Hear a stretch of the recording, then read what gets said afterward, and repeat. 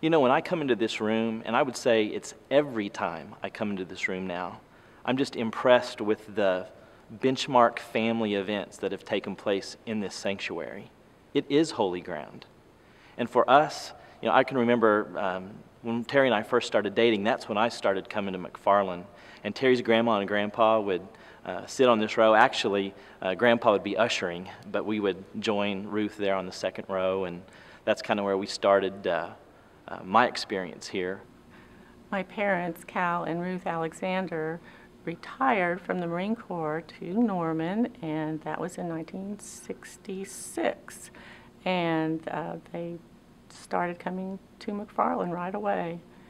I remember first moving here, Cal and Ruth kept telling us stories about what a wonderful church it is, of a wonderful pastor, the people who were members here. And Pat first started coming, and she drug me here, kicking and screaming, and literally, and I just thought I deserved a morning off. I worked 6.5 days a week, and I just didn't see myself down here on a Sunday. And one day Pat says, "You will see yourself down here," and it was the best habit ever to get into. So because my dad was a preacher's kid, he was pretty definite about he hoped to see us all in church. He and Mom both were very much wanting to encourage Tracy and Terry to be involved in everything that they could be, into choir, into youth fellowship, into mission, all the trips that they could take. I started hearing stories immediately of how long they've been going to church here and all the things that have happened in their family's life. Terry was confirmed at this altar. She was commissioned to go on mission trips at this altar. We said our I do's at this altar. Later on, we baptized our babies here. We saw Tracy and Leasa baptize their kids here. Our own kids have been commissioned and confirmed, and all those events that you experience as a youth member at this altar. We've said goodbye to some beloved family members here at this altar.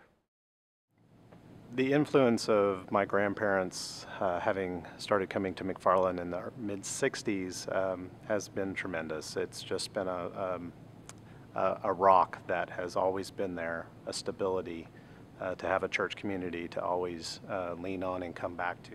I think it's been a great model for us to see generation by generation all of the influence that the church has had on our family, and we want that to be something that our kids can take advantage of and feel strength in. I grew up in McFarlin. It was later in life where I started to understand that it was really that my faith was grown up in McFarlin, and I'm starting to see that in my own children as they participate in mission work, in youth fellowship, and in Sunday school classes. I can really see that starting to grow in them as well. I fully expect that there'll be more confirmations and more weddings and more baptisms and more goodbyes, but this place will continue to mean everything to us. And I don't think that our experience is all that much different than other families in this place too. I look across this congregation every Sunday morning and I see multi-generational families that have worshiped in this house and had the same exact experiences that we've had. And I think what's more exciting is that I see families here that are just starting their McFarlin journey, and that they'll raise generations of family members here too, and will continue to have these kind of experiences. You know, there's nothing magic about beautiful buildings, but it is the place where the family of God gathers on a regular basis, and they do have special purposes for us. We choose to gather here because of those meaningful experiences that we have in this place. And you know, I can't think of a better place that I'd ever want to live out my walk with God than right here.